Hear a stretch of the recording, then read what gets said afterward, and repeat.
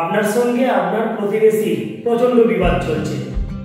আপনি প্রায় তাকে জব্দ করে দিয়েছেন। ঠিক এমন সময় আপনার পাড়ার বা কলোনির এক গণ্যমান্য ব্যক্তি এসে বললেন, ভাই তোমরা থামো।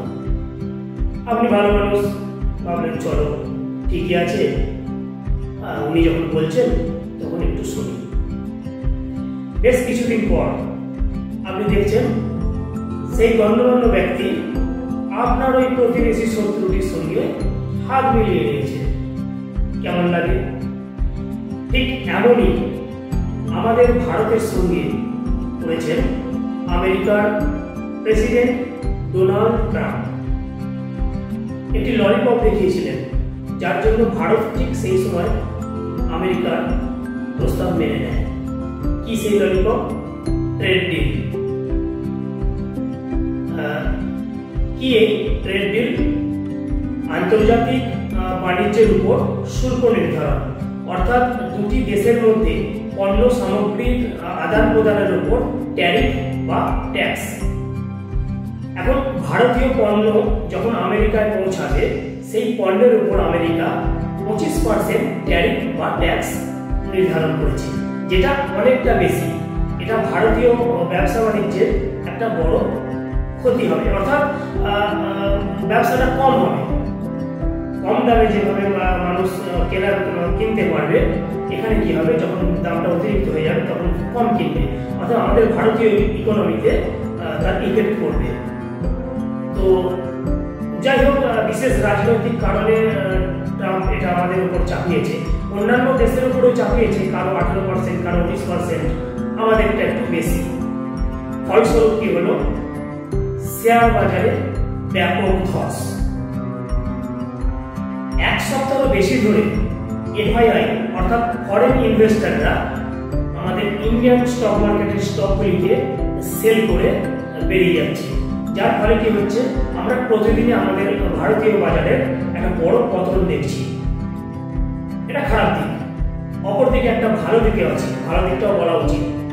ডিআইআই অর্থাৎ ডোমেস্টিক ইনভেস্টররা কিন্তু কন্টিনিউ বাই করে যাচ্ছে, যার ফলে একটা ব্যালেন্স করে আমাদের ইন্ডিয়ান মার্কেট দাঁড়িয়ে আছে। নিফটি ততটাও পড়েনি, 22,000 21,000 লেভেলে কিন্তু এখনো পৌঁছায় না, 25,000 24,000-এর মধ্যেই রয়েছে।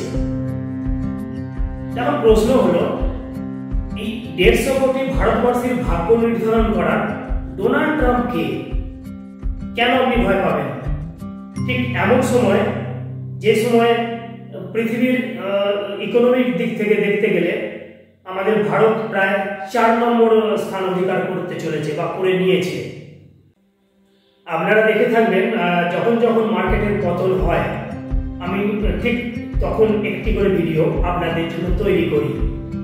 দেখুন, যখন বুল টাইম থাকে, যখন মার্কেট গ্রো করছে, উপরের দিকে যাচ্ছে, আপনার ভালো সময়, তখন তো আপনি প্রফিট করছেন, আমার তখন কিছু বলার থাকে না। কিন্তু যখন আপনার খারাপ সময় মার্কেট পড়ছে, তখন কেউ যদি সান্ত্বনা দেয়, কেউ যদি হিম্মত দেয়, একটু ভালো লাগে। তো আমি আগেও বলেছি, বা আপনারা দেখেছেন, গত 2024-এর অক্টোবর থেকে টানা 4 মাস যে মার্কেটের একটা বড় পতন, যেটা কোভিডের পরে, সেই সময় আমি ভিডিও আপনাদের জন্য নিয়ে এসেছিলাম, যাতে আপনাদের আমি বলেছিলাম যে আপনারা কোনো শেয়ার বিক্রি করবেন না। তো তারপর আপনারা দেখেছেন কিছুটা হলেও গ্রো হয়েছে, অনেকে প্রফিট বুকিং করেছেন। তো সেই একইভাবে এখন মার্কেটের পতনের যে কারণ, এটা কোনো কারণই নয়, কোনো বড় ইস্যু নয়। অত বড় কোভিড টাইম আমরা পেরিয়ে চলে এসেছি। মার্কেট নিফটি এখনো 24,000 25,000 লেভেলে আছে।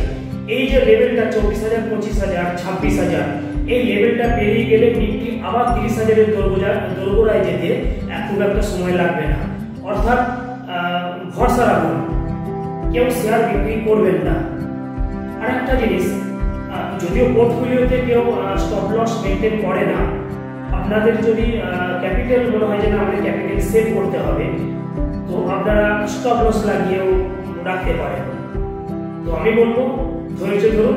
আশা করছি সামনের সপ্তাহ থেকে কিছুটা হলেও স্থিতিশীল অবস্থা তৈরি হতে পারে। নমস্কার।